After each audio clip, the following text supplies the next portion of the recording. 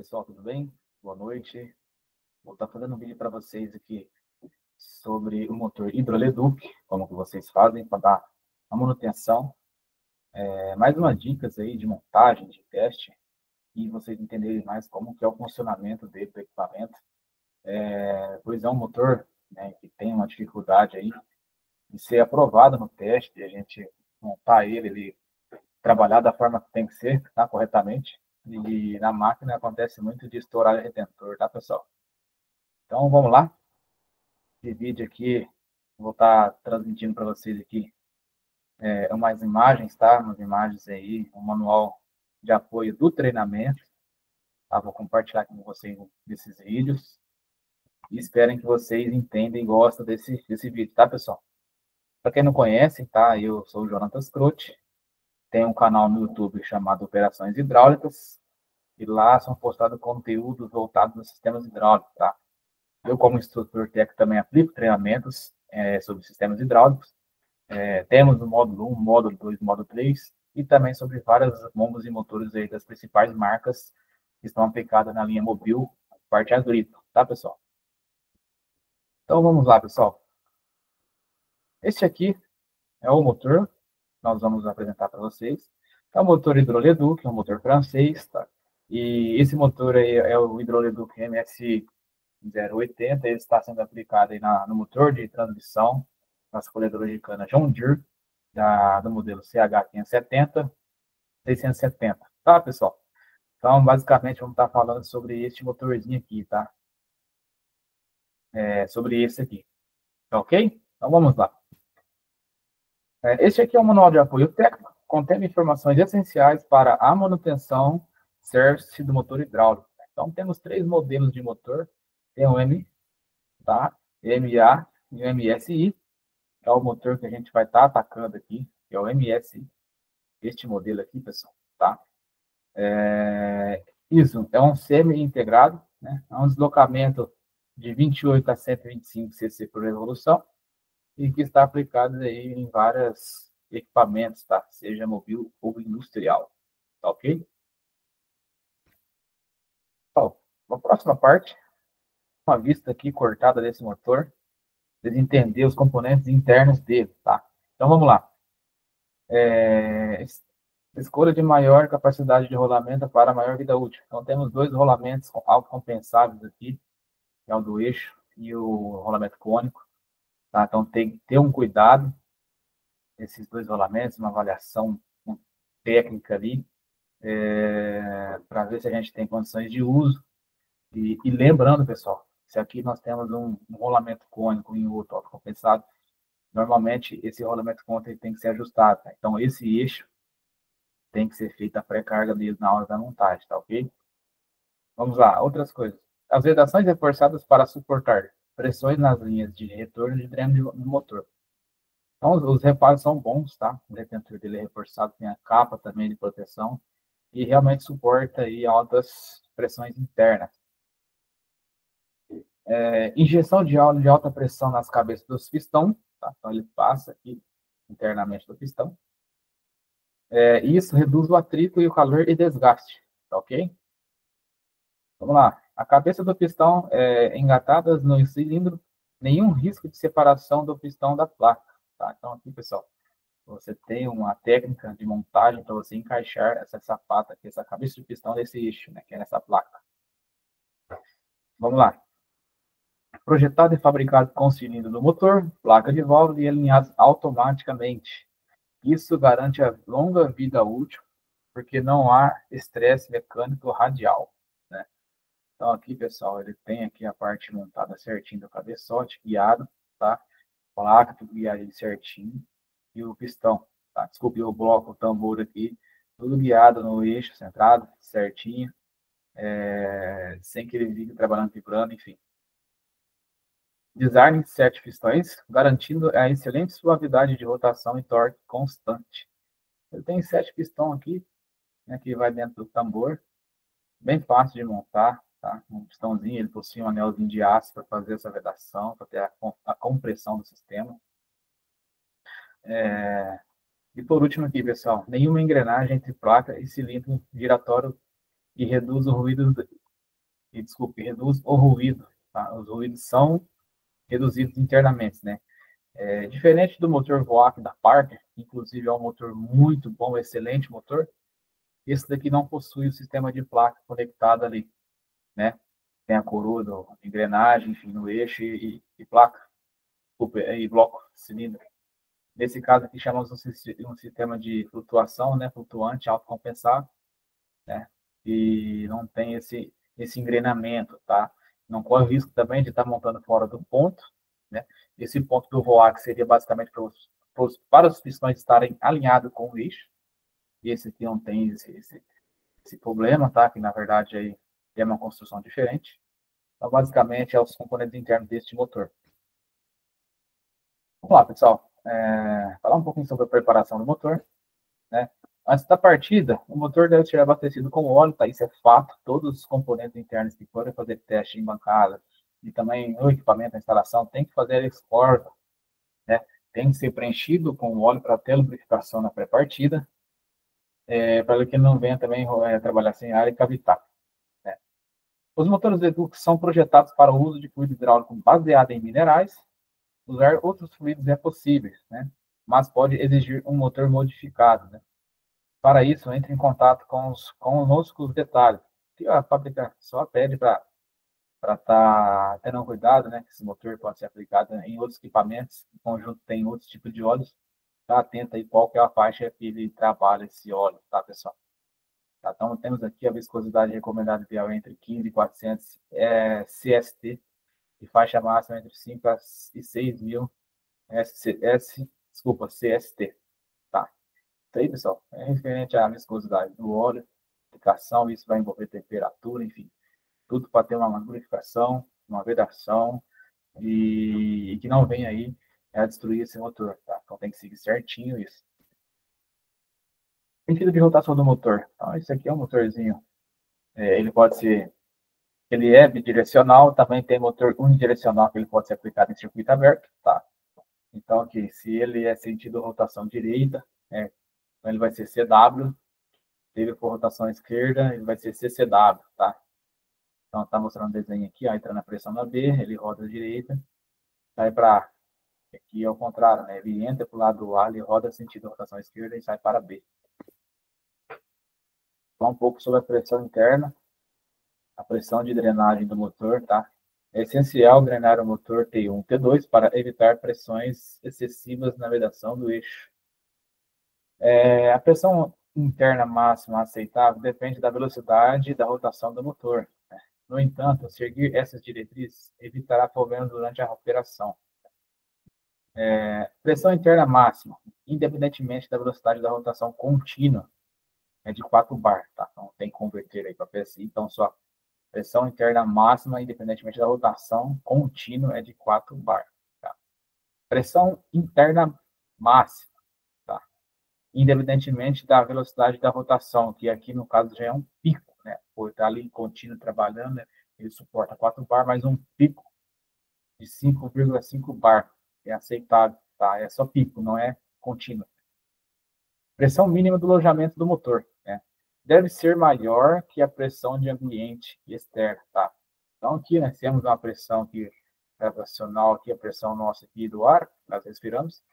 Essa pressão aqui, pessoal, tem que ser sempre menor que a pressão do motor, tá? A pressão interna não pode ser menor que a externa, tá?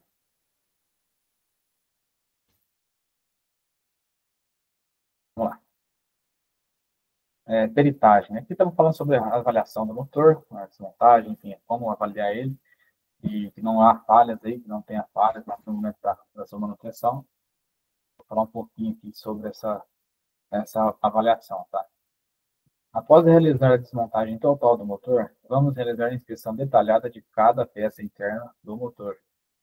Avaliar o rolamento cilíndrico da carcaça, né? O rolamento cônico do eixo e os rolamentos de agulha no centro do bloco de cilindro, tá? Então, tem 3 tipos aí de rolamento, né? Tem o rolamento cônico, e tem o rolamento aí do eixo, que é o rolamento cilíndrico, tem o rolamento de agulha, que é o rolamento que vai no bloco, tá? Ou tambor de pistão. Avaliar o eixo, a pista de vedação e os orifícios onde vão instalados os pistões do bloco de cilindro. se não houver folgas excessivas, tá? Então, sempre verificar ali se não tem folga ali, né? Na cabeça do pistão e no eixo. Avaliar a tampa, que é o cabeçote, verificar se não há folgas no pino guia central, onde fixa um bloco de cilindro, e verificar a planicidade da base, onde apoia a placa de válvula. Tá? Então, isso é fato. O bloco de cilindro ele é guiado nesse eixo, então tem que verificar se ele não gastou ali, e é onde que a placa vai apoiada no cabeçote. Avaliar a cabeça dos pistões e anéis de aço, se não estão danificados. Muito importante essa questão desse anel de aço aí, porque ele perde totalmente a compressão, né? Se não tiver vedação corretamente no bloco, ele pode ter aquele pico de pressão e vir a romper aí, tá? O retentor, ok?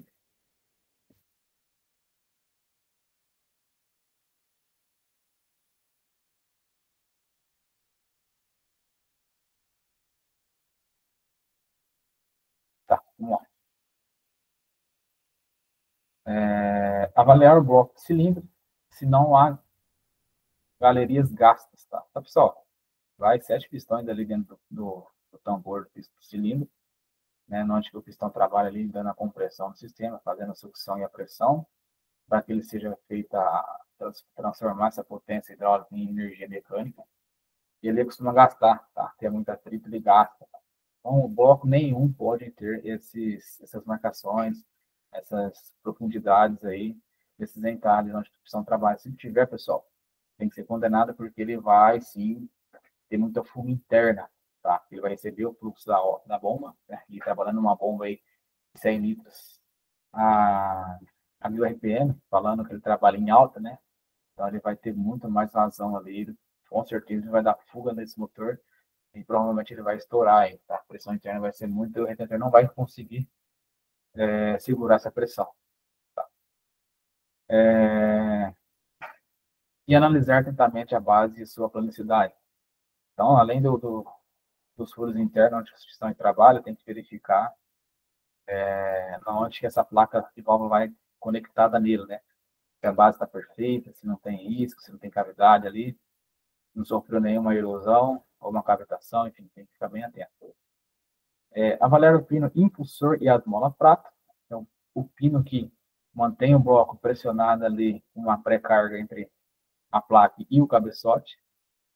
Avaliar a placa flush, né, inspecionar o carretel, a placa se não há riscos e avaliar as molas. Tá? Então, ele além do motor, pessoal, além de ter um motor ali, ele possui uma válvula, que é uma placa ali que faz a trocação de calor do sistema, tá? Que é a válvula de lavagem. E ele, circuito fechado, normalmente todos os motores possuem, tá? Esse sistema flush, e esse motor, quando ele está aplicado na coluna de cana, ele tem também, tá? Então, ele tem que ser avaliado aí, tá? Uma observação, né? Realizar a troca da placa de válvula, toda reparação ou recondicionamento. Então, isso aí é sempre, tá, pessoal? A melhor vida útil aí do sistema. Temos uma imagem do pino impulsor, né? Um pino já trabalhado aqui no sistema, já cansado, então ele já perdeu aquela pré-carga das molas prata, então possui 4 molas prata no sistema, e esse daqui é um pino já calibrado ali, já feita as medições dos pratos, está apto a trabalho. Aqui temos 2 modelos de placa, né? Temos placas também originais e paralelas no mercado, e originalmente, totalmente, elas são essas placas que possuem a base de aço e a parte de vedação do bloco em bronze, tá? E por que dessa diferença de material, pessoal? Porque o aço ele não empena a placa, tá? Ele não empena, ele é bem forte, bem rígido, tem uma vedação boa. Já as de bronze, ela costuma empenar, gastar também a parte aqui, onde o bloco trabalha, vai gastar a parte traseira dela, onde tem contato com a tampa, com o cabeçote. O pessoal faz a lapidação da placa na parte da frente, onde trabalha o bloco, mas esquece que a traseira aqui também tem vedação, tá? Então, muito cuidado com isso aí, ok? Temos aqui, pessoal, a outra imagem da placa, tá? Essa aqui é uma placa original, né? E essa aqui é uma placa paralela, tá? Muito cuidado com essas placas. E esse aqui é o motor desmontado, tá? Aqui nós temos aqui a carcaça do motor, né? temos o cabeçote, né? Onde eu falo aqui que é o eixo que conecta o bloco com a placa, verificar se não está gasto, verificar a planicidade que é essa base aqui ressaltada, onde que recebe a placa. Não tem fuga aqui, porque a parede de vedação, pessoal, é muito fina, tá? Falando que ele tem ali, ele suporta que a bomba alimenta ali com 6.000 PSI, tá? Picos de pressão, não uma operação. Tá? Normalmente a máquina opera entre 3, 4.000 PSI, 2.500, depende do terreno, depende da carga que está sendo exercida ali. Mas com fluxo e com esse torque máximo ali, ele tem força ali para, às vezes, dar uma fuga interna, né? Então, você pega ali uma vazão de fluxo com a pressão e a temperatura de óleo, que essa viscosidade fica mais fina, ele tende a sair fora dessas brechas, né, desses canais aqui, criar uma pressão interna no motor, tá? Esse é um dos fatos, tem vários outros fatos aqui. Também temos o eixo, né? Tem o eixo aqui, tá avaliado, desmontado certinho.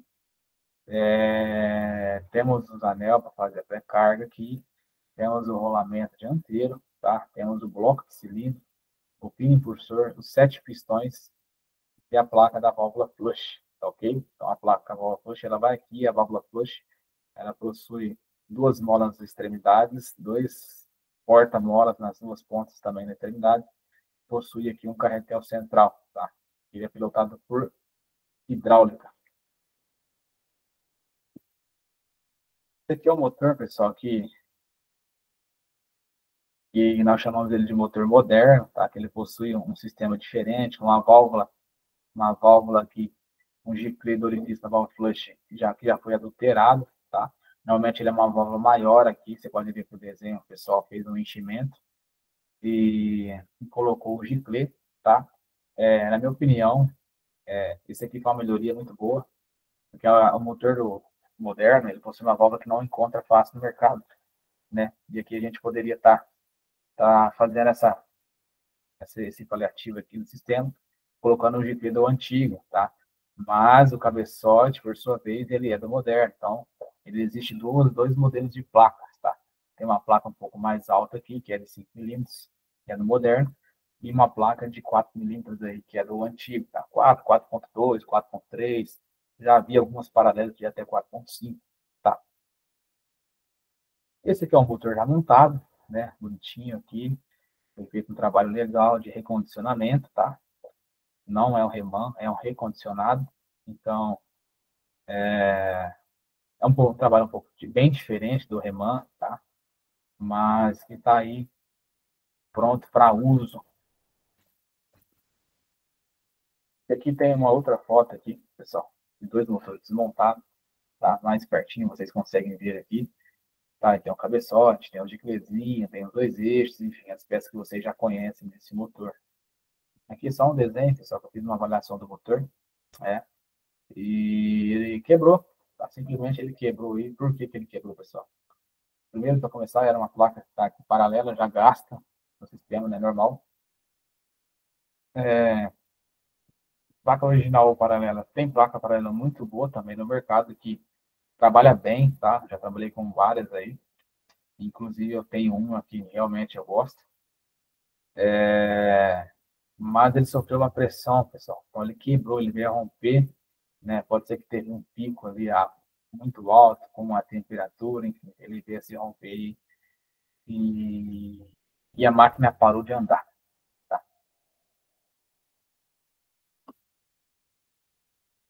Essa aqui já é a foto do motor moderno, né? O cabeçote. Essa aqui é a válvula, pessoal. Então, ele tem aqui um GPLI, um orifício calibrado internamente, né? Tem que ser inspecionado para ver se ele já perdeu a medida. E se ele perdeu a medida aqui, possivelmente ele vai ter muita fuga para o dreno de carcaça, porque aqui é normal, tem que fazer a troca de calor entre o porta A e o porta B, e esse óleo é jogado aqui dentro, né? Esse orifício que ele vai calibrar a quantidade de óleo que vai passar por ele, tá? Dependendo do tamanho do furo que tiver ali, ele com certeza ele vai ter uma pressão interna maior devido ao fluxo e vai estourar o redentor, tá? Respondendo algumas perguntas, né? Já vi o pessoal tampar, né? Teve motor aí tampado, com orifício tampado, enfim. O pessoal não podem tampar, Ah, mas o pessoal tampa e melhora. Sim, não, realmente, às vezes ele vai segurar um pouco mais, não vai ter muita fuga, né? Mas, porém, esse motor não está fazendo a troca de calor, tá? Então, possivelmente ele vai ter um desgaste precocemente e que vai prejudicar também a sua bomba, tá? Então, ele tem que fazer propositalmente uma troca de calor, então ele vai descarregar um pouco para dentro, é normal a pressão de carga ter uma queda, mas dentro da porcentagem estabelecida, né? Então, pessoal, não circuito fechado, ele tem um sistema flush de lavagem, e não é recomendado fazer tampar esse sistema, beleza? Só já adiantando para vocês. Aqui temos o motor, tá? Foi desmontado aqui com a plaquinha original, as pecinhas, tá? É referente à montagem, tá ok, pessoal? Vamos passar o passo a passo aí, para vocês entenderem as técnicas que são feitas nesse motor que ajudam a ter ali uma boa eficiência em testes. Montagem, né? Realizar a montagem dos rolamentos no eixo, né? Na carcaça e no bloco de cilindro e aplicar a vedação nas peças.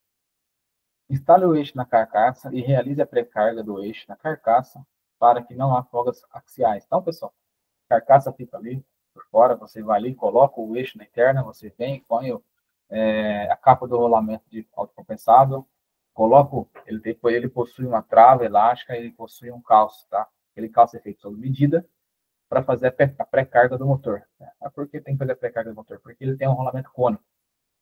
Normalmente você monta ele certinho ali, tá? Dá uma deslocada ali com o martelo de plástico e verifica se ele não está tendo folga axial, tá? Se ele tiver folga, pessoal, você tem que desmontar ali, fazer um calço ali sobre medida mais justo para fixar ele, tá? Então ele tem que estar rodando ali, porém, sem folga, tá? Esse é um primeiro ponto, porque se tiver folga, possivelmente ele vai cair carga. Fazer o teste de compensação, né, de compressão no bloco de cilindro com os pistões, tá? Para identificar se não há fugas excessivas, expressivas em cada galeria de bloco e cada pistão individualmente, tá? Então, você tem um bloco ali com 7 galerias internas onde o pistão trabalha, você vai pegar ali e vai pôr um pistão por vez, tá? Cada um no seu lugar, verifique essa compressão. Se todos estiver com a compressão correta, que você está pressionando, não está tendo uma fuga, você pode estar montando aqui, você não vai ter problema referente a essa parte interna. Segundo passo, do bloco ainda, tá, pessoal? Avaliar o assentamento do bloco de cilindro e na placa de válvula, né? E verificar o contato, né? Se as marcas estão pegando perfeitamente assentadas. Né? O que acontece, pessoal? Ele tem ali um ponto principal, né? Que é os orifícios do bloco e os orifícios das placas. E ali ele tem vedação, né? O bloco ele fica sempre rodando ali em cima da placa, porém tem a parede de vedação, para não ter fugas internas aí no motor. E quando você faz essa avaliação de acasalamento de placa e bloco, você conecta um no outro, né? Você roda o bloco propositalmente, fazendo umas marcas ali, e verifica como que teve esse contato. Tá? Por que eu falo, pessoal? Tem uns que marcam contato muito na parte interna, outros na parte externa, tá? E o interessante é o quê? Que ele se pega por completo, ou preferencialmente entre os orifícios de galerias de pressões, tá? Quinto, realizar medições nas alturas de ação das molas pratas individuais, que se corresponde a 1,85 milímetros. Tá? Então, ele possui 4 molas pratas, todos eles têm uma altura ali. Então, você vai medir um por um, pessoal, e verifica qual que é a medida. Né? Todos eles ali tem que estar com 1,85 até 1,90 é interessante estar montando aí. Por quê, pessoal? Se ele estiver abaixo disso, ele não vai ter altura, não vai ter pré-carga da placa no bloco. Né? Possivelmente vai que exercer ali a pressão, o torque hidráulico do motor, ele tem que ter uma pré-carga para segurar esse fluxo de óleo empurrando ali pistões, placa, bloco, e não pode sair fora, tá, pessoal? Não pode ter folgas ali, senão vai ter fuga de óleo, o retentor vai estourar. Tá? Inspecionar o giclete, né, que vai instalado no cabeçote. É o orifício que tem um furo de 1 milímetro, pessoal. Tá? Caso estiver com um furo maior, realizar a substituição, ok? Esse giclê, esse orifício é o que vai no cabeçote, né? Na tampa ali. E verifique qual que está esse furo, pessoal. Pô, ele já está maior, né? tiver maior que 1 milímetro aí, você tem que trocar, você tem que substituir, colocar um tampãozinho ali. Desculpa, colocar um orifício com furo de 1 milímetro, tá ok? Sempre lubrificar cada peça que estiver instalada para melhor eficiência e que não ocorra desgaste prematuro na pós-partida. Né? Após a instalação dos componentes internos no conjunto rotativo, na aplicação do cabeçote, verificar se há precarga do cabeçote ali antes de você fechar totalmente. Né? Você colocou o conjunto rotativo, você vem com a tampa, antes de você fixar a tampa, tá? Você desceu ela e ela ficou alta, né, com uma pré-carga alta ali, antes de você fechar, você pega e roda o eixo. Roda ele sentido horário e anti-horário, como se fosse ali para testar a compressão. Aí você roda ele e vê se um lado está pressionando, ou se está succionando e vice-versa. Se tiver com essa compressão, pessoal, é um ponto positivo ali, uma confiança a mais. E este motor ele vai estar tendo vedação, tá ok? Opa, mas se ele não tiver dessa forma, tem algum um ponto que tem que ser reavaliado, tá? Com mais critério, porque ele tem que fazer essa compressão antes de fechar, tá ok? Então vamos lá. Voltando aqui, né, pessoal, girar o eixo no sentido anti-horário e horário, com a palma na mão nas portas de sentido de entrada e saída e avaliar a sucção e pressão. Realizar o torque dos parafusos de fixação do cabeçote com 8 kg em cada parafuso e sempre instalar as arruelas de travamento, tá? Então ele possui cada parafuso 2 arruelas de travamento, tá? Aquelas arruelas ali que seguram o torque para que não venha a se soltar.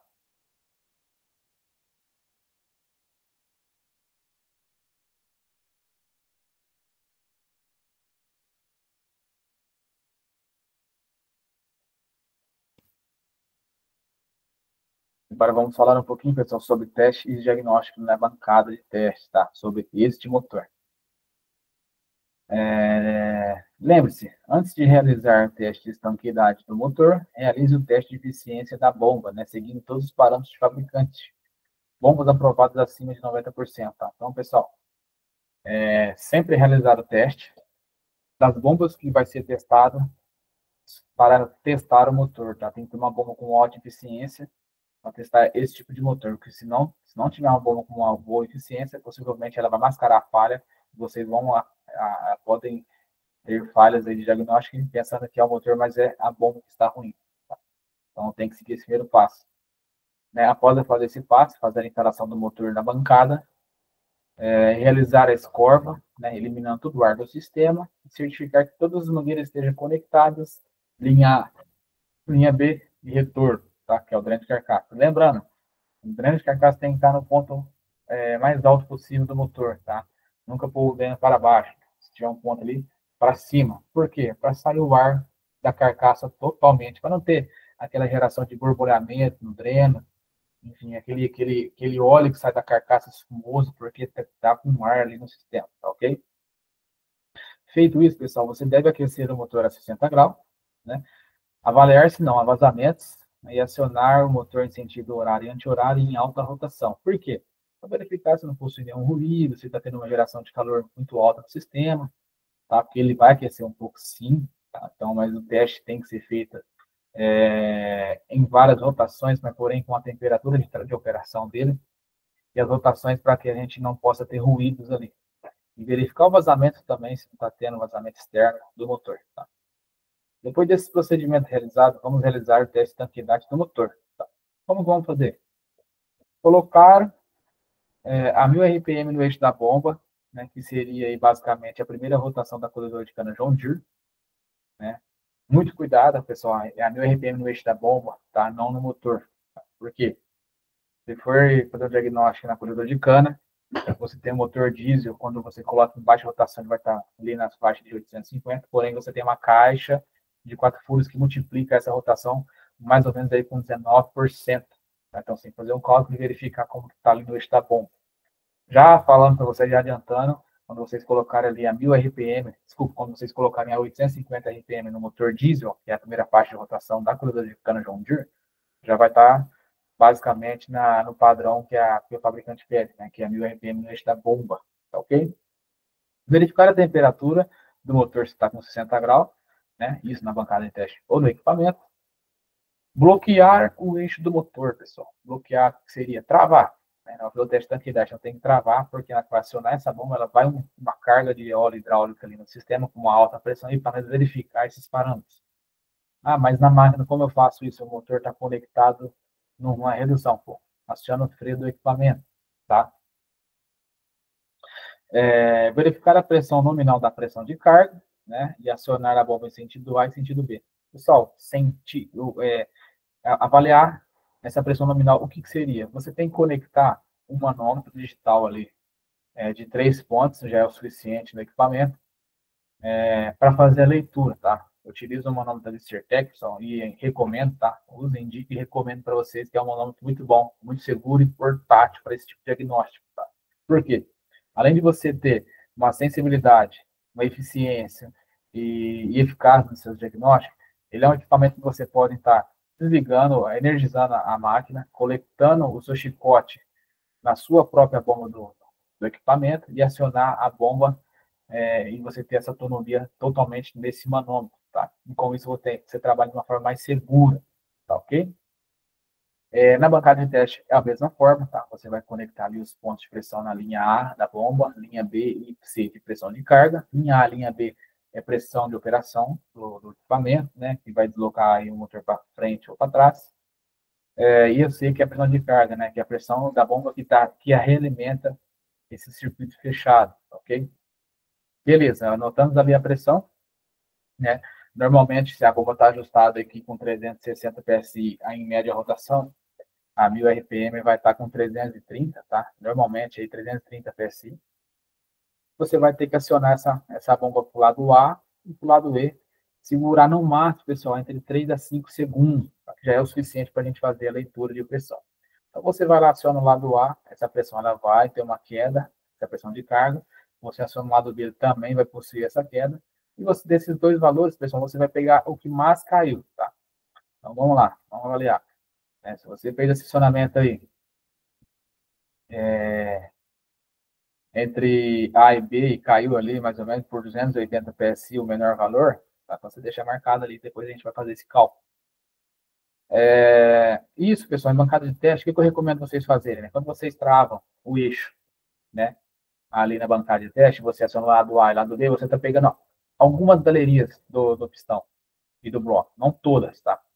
Eu recomendo vocês a trocar essas travas, tá? Girar ali esses pontos de travamento para você estar testando outras galerias possíveis, porque às vezes pode ser que tenha algum pistão, alguma galeria do bloco que passou despercebido nessa avaliação e possa estar dando fuga, né? Dessa forma você consegue avaliar, tá? Feito isso, pessoal, e todos eles você conseguiu testar ali uns 4 vezes, ali 2 vezes, você já consegue fazer um teste de praticamente todos o conjunto rotativo, e você vai pegar esse mesmo valor, tá? Aí você tem que fazer o cálculo de eficiência. Né? Como que é feito o cálculo de eficiência, pessoal? Se você está ali, ele caiu a pressão de carga do sistema, né? Para 280 PSI, lembrando que isso tem que estar a 1000 RPM e entre 50 e 60 graus. Né? Você tem que fazer o cálculo 280 PSI, que é a pressão de estanqueidade, dividido por 330 PSI, e vai te dar um número fracionado, tá? Então, qual que é o valor? Então, vamos lá. 280 PSI dividido por 330, ele vai dar igual a 0,84%. Se por acaso, né? Desculpa, aí continuando a fórmula, você vai multiplicar esse valor por 100, tá? Que é o 100%. Ele vai dar um resultado de 84% de eficiência. Se esse conjunto tem 84% de eficiência, pessoal, né, a sua bomba e o seu motor está ótimo, com uma boa eficiência, tá? Então, você não tem problema hidráulico no sistema, tá? Possivelmente pode ser uma parte elétrica, calibração, se tiver falha, né? Mas, porventura, aí você fez o mesmo teste e essa pressão ela venha a cair, né, para 150 PSI, vocês vão fazer o mesmo cálculo, né? 150 PSI dividido por 330 vai dar 0,45. Multiplicando por 100, ele vai dar 45% de eficiência, tá? Se ele está dando 45% de eficiência, pessoal, realmente tem uma falha, tá? Por quê? Todos os motores de pistões são aprovados pelo teste acima de 75% de eficiência, né? Se você seguir a temperatura e rotação certinha, tá? Então, você tem uma falha, né? Pô, aí o que você tem que fazer? Você tem que tirar, tamponar ali a bomba, né? Fazer o teste só da bomba, tirar o motor da jogada. E você vai fazer os mesmos cálculos, tá? Você vai lá, vai pôr a 1000 RPM, essa bomba, vai testar apenas a bomba e vai fazer os testes, né? Vamos supor ali que você fez ali o teste e a pressão de carga caiu para 300 PSI, então você vai fazer o cálculo de 300 PSI dividido por 330, vai dar 0,90. Multiplicando por 100, vai dar 90%. Tá? Todas as bombas de pistões axiais são aprovadas acima de 90%. Então, essa bomba está boa e possivelmente o seu motor está ruim. Tem que fazer a manutenção dele. Se porventura a bomba não atingiu os 90%, né, atingiu abaixo da média, você tem que retirar a bomba para fazer a manutenção e preventivamente levar o motor também para fazer a manutenção, porque é um circuito fechado, possivelmente esses ambos estão ruins, um prejudicando o outro, tá? Porque ou você corre o risco de estar pondo uma bomba nova no sistema, né, e possivelmente esse motor vai estar com uma contaminação, e quando você conectar os dois para fazer o teste, ele vai contaminar a sua bomba, e pode ter, você tem um risco desse motor ainda estar ruim, tá? Então, preventivamente, para segurança hidráulica do componente do sistema hidráulico, tem que fazer a troca, a substituição desse conjunto, tá ok? Para vocês agora aqui um vídeo rapidinho sobre o teste desse motor hidrolísio na bancada de teste, tá? Vamos fazer o cálculo aqui com base no que foi mostrado no vídeo.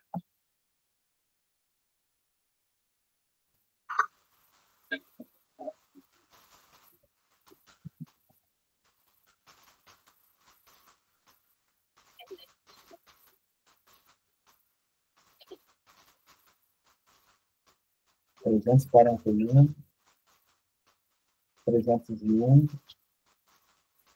308. Vamos lá, pessoal. A maior pressão de carga que caiu aí, lá no RPM, tá? Vou descontar do 1.700, porque está pegando a rotação no eixo da bomba ali do motor. Então vamos lá, fazer um cálculo aqui rapidinho, né? 301 caiu a pressão de carga na hora que eu acionei a bomba, né? E estava dando 340 a pressão nominal. Então vamos fazer o cálculo aí do bomba motor. Pessoal, esse teste foi realizado na bancada de teste e eu estou testando com uma bomba 9055, tá? Que é uma bomba que tem uma bomba de carga com 14 cc. Por que eu testei uma bomba com 55 litros se ela trabalha com 100, tá? Porque possivelmente a probabilidade desse motor reprovar numa 9055 é bem maior, tá? E com isso eu consigo levar ali mais afino meus testes.